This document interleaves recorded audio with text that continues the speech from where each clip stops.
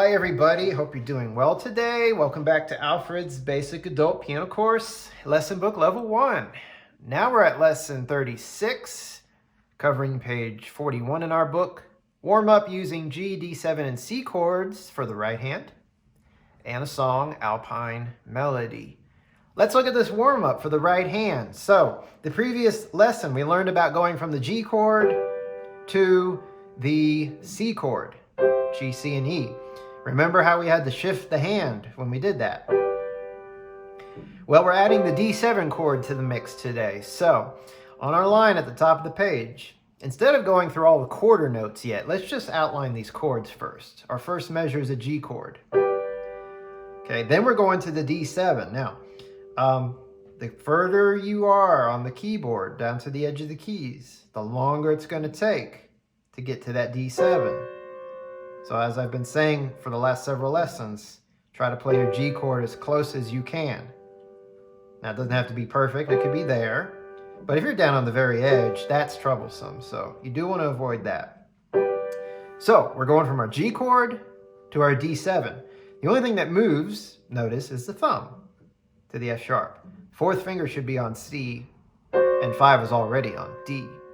You're going back to the G chord. Make sure your third finger is pointing at the B. If it's sticking straight up, take your left hand and hold it back down on this exercise. And then the thumb just slides to G. Now the C chord, remember our last lesson. All 4 fingers move up. And when you go back and forth between the G and C, your third and fifth finger are the ones that are playing. Your second and fourth finger do not play. Now note on all 3 of these chords, the second finger has not played at all.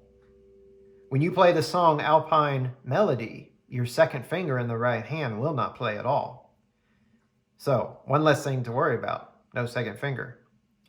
Your fourth finger only plays on the D7 chord, right there on the C. But otherwise, it's your 1, 3, and 5 that are getting the most workout. So on the G chord, 1, 3, 5.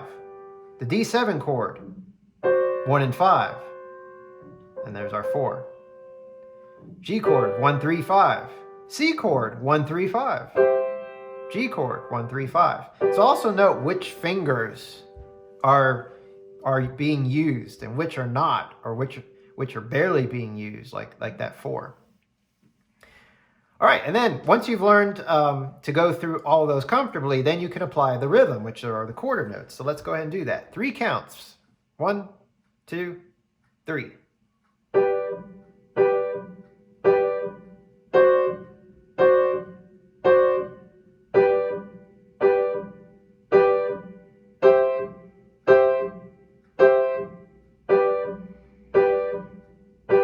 And then, of course, it repeats. Now, this is a great exercise for clarity of each chord. We've been focusing a lot now on just the movement between chords.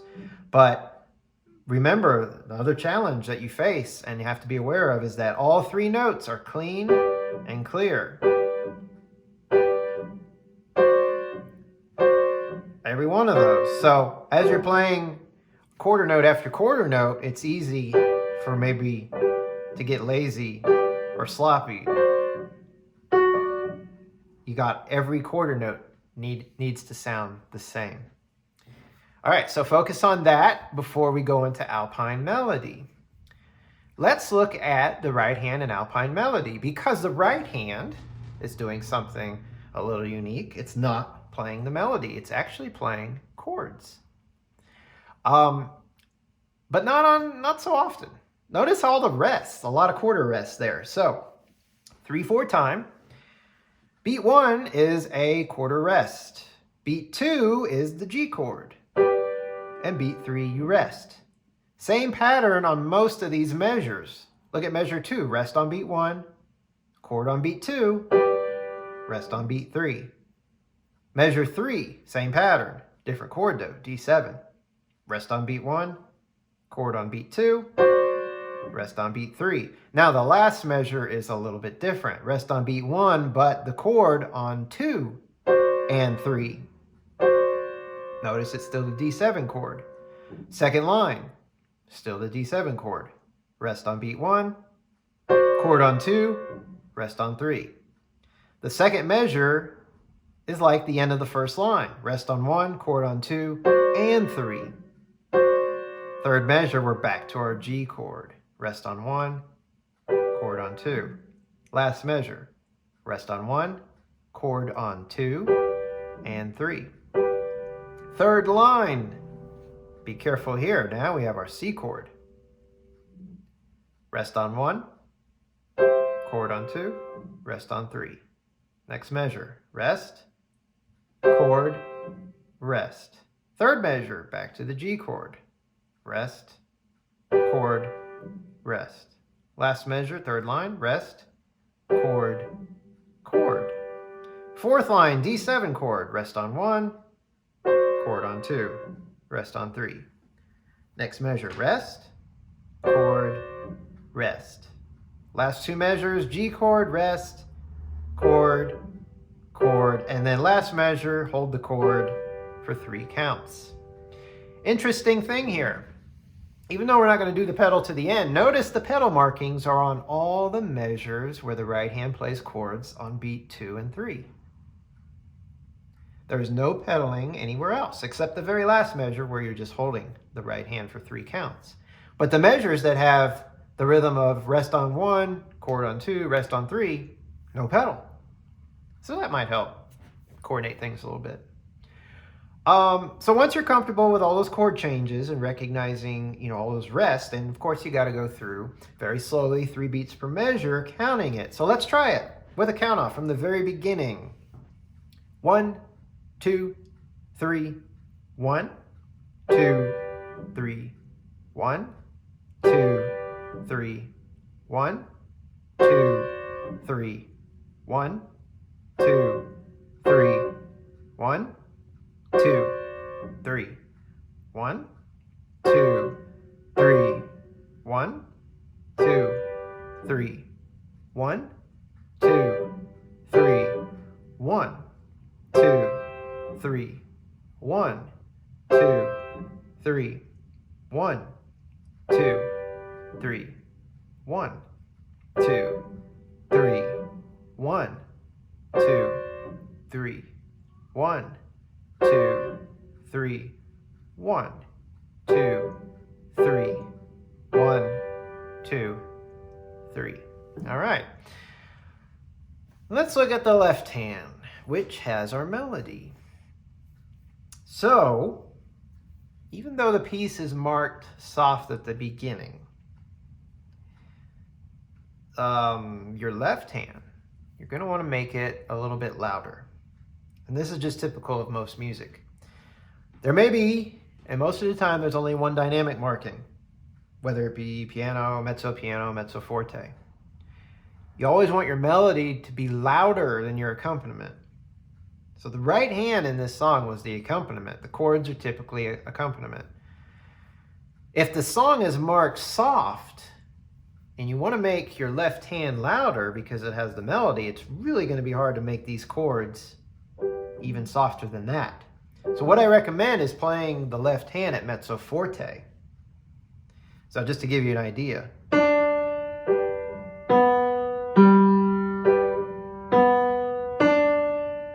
So I'm getting a little bit ahead of myself because we haven't put the hands together yet, and that's probably one of the last things you'll do. However, since we're looking at the left hand right now and it is the melody and the dynamics marked quiet, let's go ahead and play it mezzo forte, and we're going to keep it there pretty much to the end of the piece. So at the very beginning, G position left hand, thumb is on D. So the note that's above one ledger line as a review in the bass clef, that's D. Half note, 2 counts, 1, 2, and then down to B. On the next measure, down to G. 2 counts, half note, and then beat 3 is back to B. Interesting thing about this piece. You notice the notes I played in the left hand. That's a chord. That's a broken G chord. Now, we've never broken it that way before. We've broken it from starting at the G coming up. We've also broken it with the G on beat 1 and B and D on beats 2 and 3. Remember, as long as you play a G, B, and D, it doesn't matter what order it's in or what direction. But if you play those notes, especially individually, it's a broken chord. So we're just going backwards. And we're coming back to B. And I'm just looking at the first two measures, which, by the way, the first two measures, they have the G chord symbol above the treble clef. Now notice measure 3, D7. So once you start measure 3, beat 1, you're on a D7 chord. But in the first two measures, that's a broken G chord. So I want you to go into this piece with both hands on that G chord at the beginning, because you've already spelled out in the left hand all those notes. You've already outlined it if you start the piece knowing that that's what you're playing. So that'll give you a huge advantage. And like I said, the right hand's playing a G chord too. So whatever chord is being played in the right hand in this piece, the left hand is playing a broken chord. It really doesn't feel like it when you're playing. Trust me, it doesn't make it very easy, but it makes it a little bit easier knowing going into it. Again, building your outline, knowing what's to come ahead of time. So when we get to measure 3, I know that's a D7 chord. If you have your left hand like you're going to play a D7 chord and keep it there for measures 3 and 4, and for measures 1 and 2 on the second line, because that's D7 as well, your hand's already there in the right place. Let's check it out. So beat 1, measure 3, I'm on a D. 2 counts, half note. Middle C is next. My finger's there. Last measure, F sharp. My finger's there. Keep my fingers there now for the second line. D again. Middle C again. F sharp again. So it worked. If I already go into each of these chord changes thinking I'm going to play the block chord, my left hand's already in position. Look at measure 3 on the second line. G chord, it says above the treble clef. Let's do it.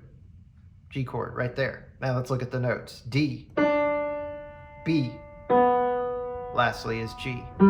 Again, it worked out. My fingers were there. So going into the third line, C chord. Remember the left hand, you just move that thumb up to E. Let's check it out. G on beat 1. C on beat 3. And our second measure, there's the E. Now we're going back to C, but our finger's there. Third measure, G chord. D.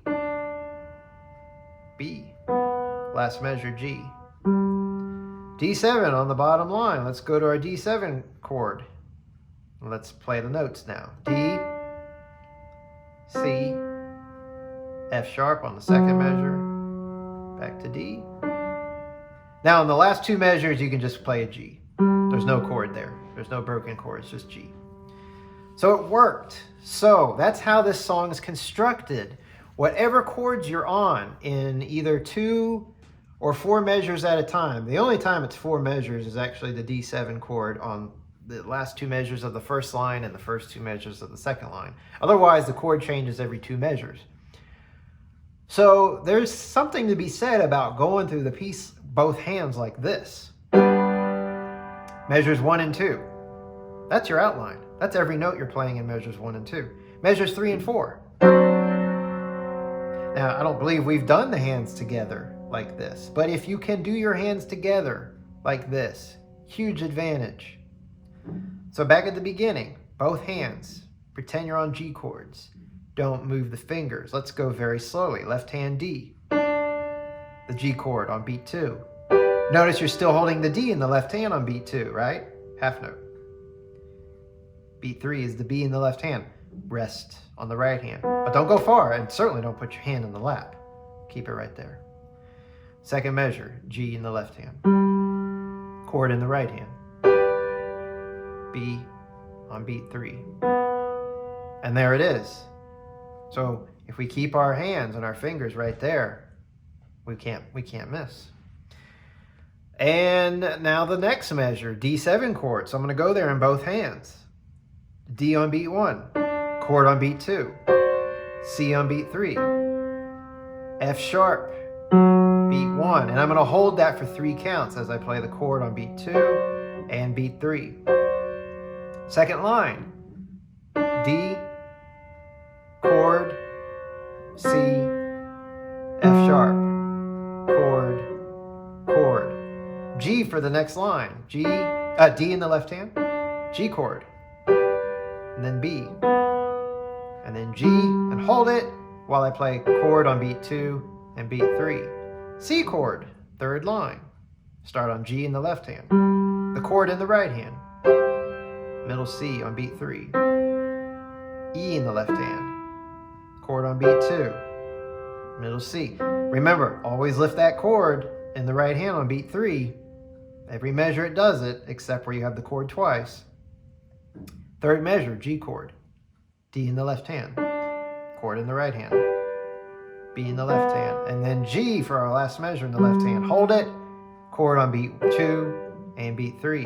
Last measure, first measure, D7 chord, D in the left hand, D7 right hand, C in the left hand, down to F sharp, and then the chord, back to D, and then lastly, G in the left hand, hold it all the way to the end of the song while I play beats 2, 3, and then finally 1, 2, 3.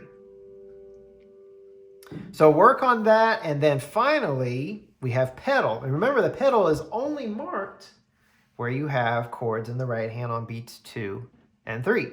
So before you start the piece, have your foot resting on the pedal. We're going to go very, very, very slowly from the beginning with a count off. 1, 2, 3. 1, 2, 3. 1, 2, 3. 1, 2, 3. And now the pedal comes down with this F sharp and it stays down while the right hand plays 2, 3, and then up off the pedal. Next line. 3, down on the pedal, 1, 2, 3, off the pedal, 1, 2, 3, down on the pedal, 1, 2, 3, off the pedal, 1, 2, 3, 1, 2, 3, 1, 2, 3, down on the pedal, 1, 2, 3, last line off the pedal, 1, 2, 3, 1, 2, 3, and down and hold to the end of the song. 2, 3, 1, 2, 3. And remember one other thing I had said earlier. It would be nice to have that left hand louder than the right hand. Now here's the good news about coordinating it. If you do left hand and right hand at the same time, that's tricky. There are ways to do it. Fortunately, we don't have to worry about it just yet. The left hand and the right hand don't actually hit at the same time. If you notice back at the beginning, it's left hand and then right hand. Now the left hand's holding, but it's not playing at the same time the right hand plays. So you get a chance here to play the left hand loud, and then the right hand soft. And then the left hand loud, and then loud, and then soft.